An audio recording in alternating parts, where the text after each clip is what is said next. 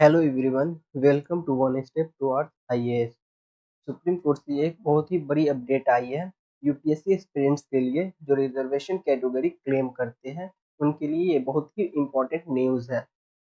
तो इस वीडियो में हम पूरे केस के बारे में बात करेंगे कि सुप्रीम कोर्ट का क्या कहना है, यूपीएससी का क्या कहना है ईबीएस सर्टिफिकेट को लेकर और आने वाले एग्जाम 2024 में एस्पिरेंट्स को अपना सर्टिफिकेट कैसे और किस फॉर्मेट में बनाना है। तो न्यूज़ ये है कि UPSC civil service exam candidates can't claim EWS quota if certificates are not uploaded in prescribed format before cut-off date। तो इसमें प्रिस्क्राइब फॉर्मेट और कट ऑफ डेट क्या होता है इसके बारे में हम आगे बात करेंगे। तो इस वीडियो में हम पूरे केस के बारे में बात करेंगे कि सुप्रीम कोर्ट का क्या कहना है और यूपीएससी का क्या कहना है ईडब्ल्यूएस सर्टिफिकेट को लेकर और आने वाले एग्जाम 2024 में स्टूडेंट्स को अपना सर्टिफिकेट कैसे और किस फॉर्मेट में बनाना है। So the Supreme Court on Monday, 9 October, dismissed three writ petitions filed by the certain civil service aspirants challenging the decision of Union Public Service Commission to treat them as general category candidates for not submitting their certificates regarding economically weaker section (EWS) category in the prescribed format before the prescribed cut-off date for the 2022 civil service examination। तो prescribe format और prescribe cut off date क्या होता है इसी video में आगे बात करेंगे। तो पूरा केस ये है कि थ्री सिविल सर्विस एस्पिरेंट्स थे जिन्होंने सुप्रीम कोर्ट में अपने रिजल्ट को लेकर चैलेंज किए थे बिकॉज यूपीएससी ने उनके सर्टिफिकेट को कैंसिल कर दिया था और उनको एज ए जनरल कैटेगरी माना था। तो उसमें ये तीन कैंडिडेट थे। तो ये तीन कैंडिडेट थे, Divya versus Union of India, Vimlok Tiwari versus UPSC, Ved Prakash Singh versus UPSC. इनमें से दिव्या, ये वही दिव्या है, दिव्या नंबर जिनका रैंक 105 आया था। तो केस ये था कि ये तीनों ने जो सर्टिफिकेट सबमिट किए थे वो प्रिस्क्राइब फॉर्मेट में और प्रिस्क्राइब कट ऑफ डेट में नहीं था।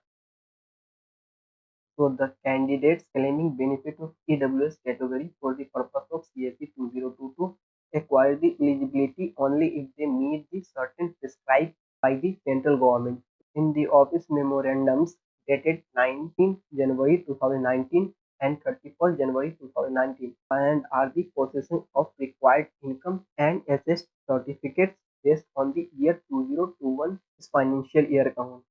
तो यूपीएससी अपना एक प्रिस्क्राइब फॉर्मेट अपने साइट पे अपलोड की हुई है कि इसी फॉर्मेट में सर्टिफिकेट होना चाहिए। The candidates should have the income and asset certificate on 22 February 2022। Any candidates not in possession of the income and asset certificates in the prescribed format cannot claim the benefit of the EWS category at the stage of DAF1. The document profession on 22 February 2022 in the prescribed format had to submit it online before the prescribed date। Prescribe cut off date वही होता है जो exam का, जो prelims के exam का form भरने का लास्ट डेट होता है।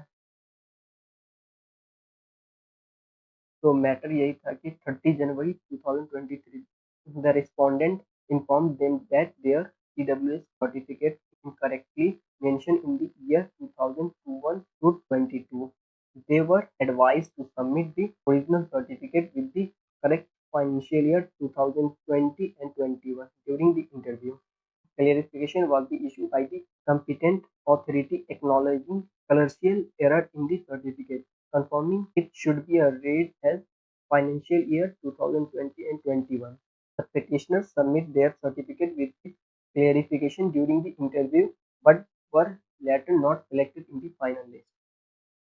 तो इसमें यही मैटर कि जैसे कि दिव्या तन्वर मैम का रैंक 105 आया था, तो उन्होंने अपना जो सर्टिफिकेट सबमिट की थी वो फाइनेंशियल ईयर 2020 से 21 का की थी, बट यूपीएससी मेंशन किया हुआ था कि 2021 से 22 वाले फाइनेंशियल ईयर का होना चाहिए था। तो इस वजह से ये बाकी दो लोगों का सिलेक्शन नहीं हुआ और इनको आईएएस नहीं मिल पाया। प्रिस्क्राइब फॉर्मेट क्या होता है और प्रिस्क्राइब कट ऑफ डेट क्या होता है, तो ये यूपीएससी 2023 का नोटिफिकेशन है।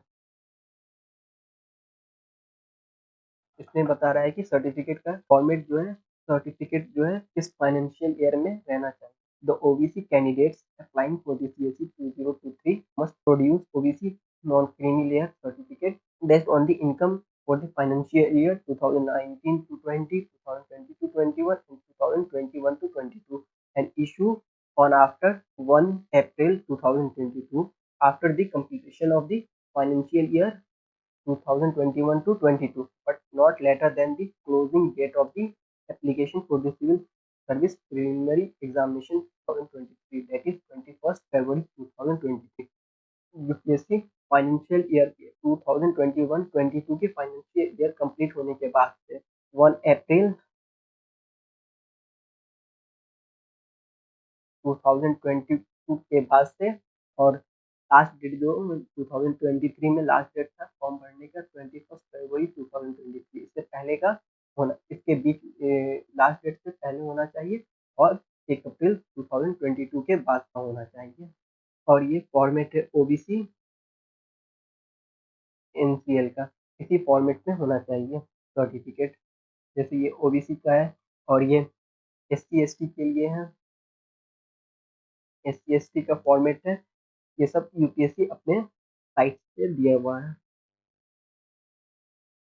ये ईडब्ल्यूएस वाले का है। ये तीनों फॉर्मेट के साथ साथ लिंक इसका टेलीग्राम पे अपलोड कर देंगे, वहाँ से आप लोग डाउनलोड कर लीजिएगा और इसी फॉर्मेट में बनाना है डॉक्यूमेंट। 2024 वाले के लिए यही रहेगा कि जैसे कि अभी जो नोटिफिकेशन निकाला यूपीएससी पीएससी प्रीलिम्स का 2024 के लिए, तो इसके लिए prescribe last cut off date जो होगा, प्रिस्क्राइब कट ऑफ डेट वो 5 मार्च 2024 होगा। मीन्स कि